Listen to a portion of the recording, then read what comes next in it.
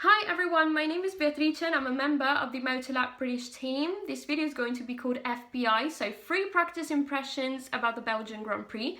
And I'm very happy to say that Formula 1 is finally back after 3 weeks of summer break.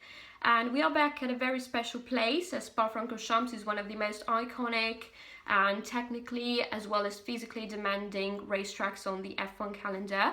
And another thing I really like about this racetrack is the unpredictability of weather conditions.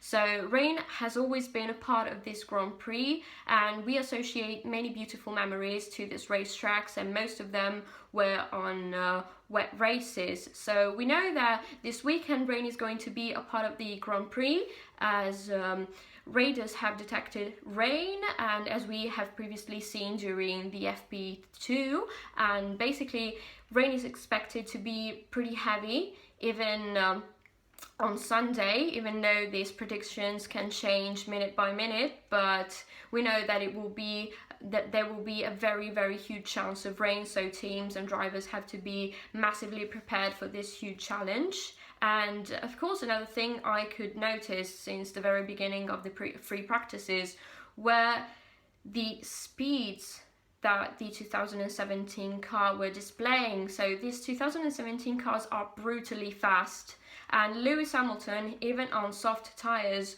was displaying a very competitive pace, both on qualifying as well as long runs. And he was actually about to smash the unofficial track record set by Jarno Trulli in 2009 during the Q2. It was a 1.44 and a half, while Lewis during the FP2 was very close to that lap time, even though it was 0.2 slower. But I think that this is really impressive, and I'm looking forward to seeing how the speed will evolve in the course of this weekend.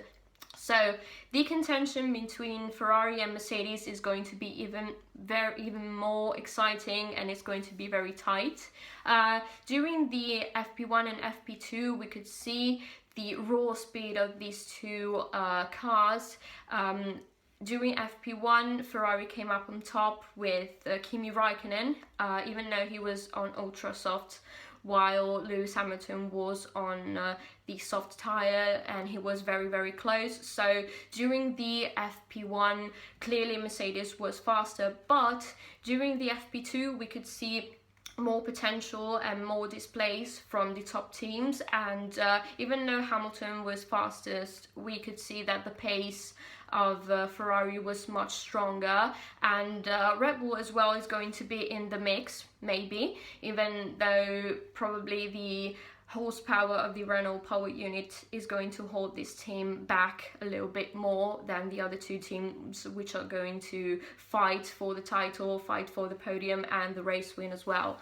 So Lewis Hamilton was much stronger than Valtteri Bottas, his teammate, and he was actually committing 0 faults, while Valtteri did a small mistake during FP1. He was actually dealing with traffic and had to run a bit wide, was touching the wall very slightly, but that was a very slight mistake that everybody could have made, so we're going to forgive him.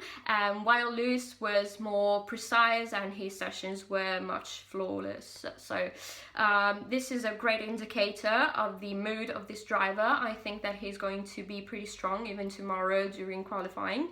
So even though the race pace of Ferrari, I still think that Mercedes is going to be very strong, especially in the fight for the pole position.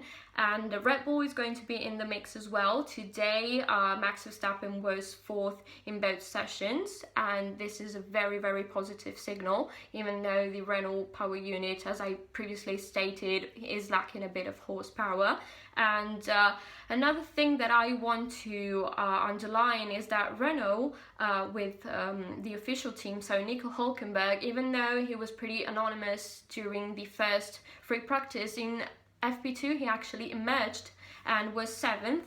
So this is a great display also by the French team, and it's pretty encouraging as they were ahead of Force India, but we definitely need to see more from this team in order to evaluate further details. So another thing I would like to enhance is the speed of the Toro Rosso, especially Carlos Sainz. He was very comfortable in the car, even though he was doing minor mistakes and his teammate was struggling a little bit.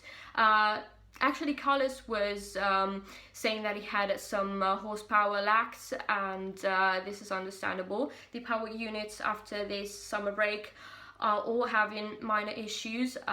Most of all, the Honda power unit was the most problematic ones, but I'm sure all the teams will fix all these minor faults before tomorrow and Sunday, of course. There were also many mechanical problems as the DRS of the McLaren Honda, Fernando Alonso, was actually complaining about an issue with the DRS, as well as Kevin Magnussen, and he also was struggling with the Lucy headrest, the same problem that Lewis Hamilton had in Azerbaijan. So many teams had to struggle with these issues, so they were partly due to the fact that maybe after 3 weeks they lost the rhythm and the pace and they had to set everything up. So today they all the teams worked mainly on the setup, which needs to be ideal before tomorrow and Sunday above all. And I think that the qualifying session is going to be very, very interesting. We're going to see a very, very tight fight between the top teams and Red Bull. We'll see how it goes.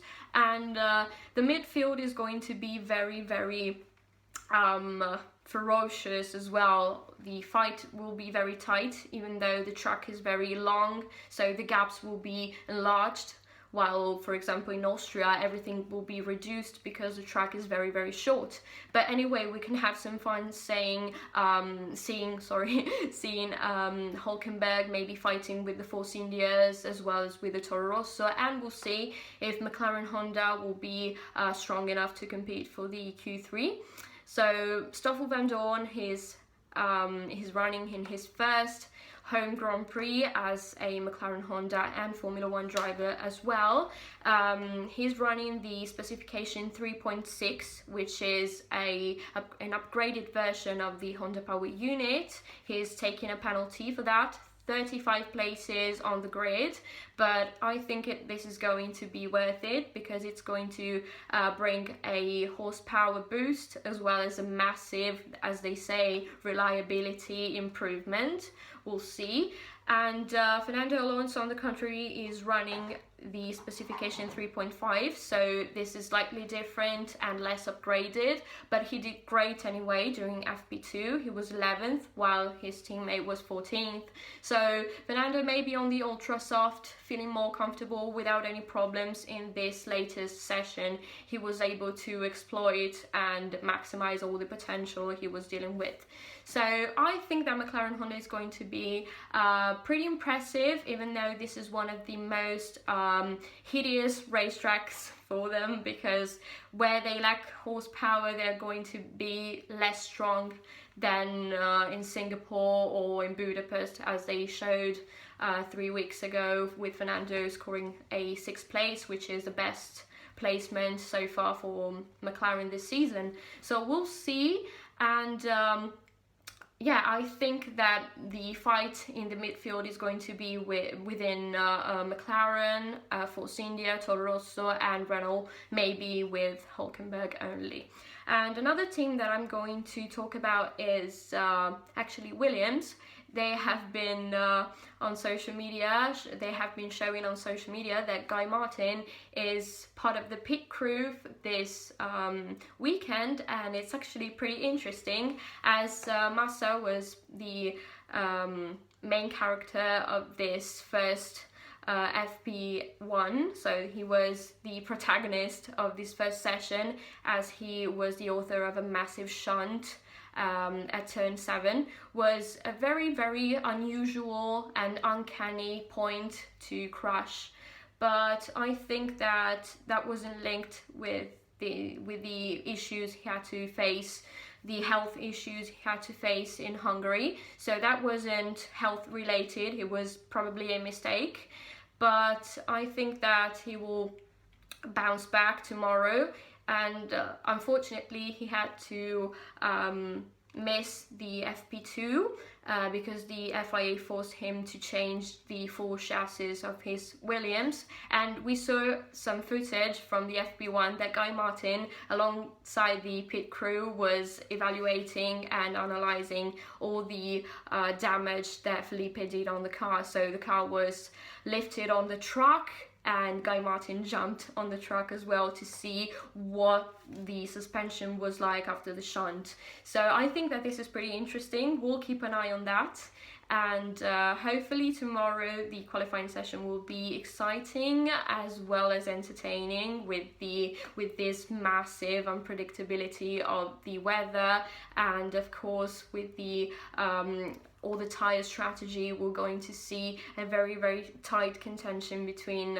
Ferrari and Mercedes. And let me know, who do you think will come out on top tomorrow, and if, of course, they will smash the unofficial track records. So I'll see you soon on Sunday, where I'm going to make another video, which is going to be in a space called Beatrice Sector, and I'm going to make predictions for the race, and I'm going to answer your questions that you will leave on Twitter on the hashtag Ask Beatrice Motorlat. So you will find it on Twitter, and the question must be in English and Belgium Grand Prix related, or maybe drivers market related, because I think that this is a pretty hot topic that we should consider every time we actually are in a race weekend, because it's going to take a lot of interest from us editors to you guys who are actually seeing our videos and reading our articles. So I see you soon, guys, and thank you very much.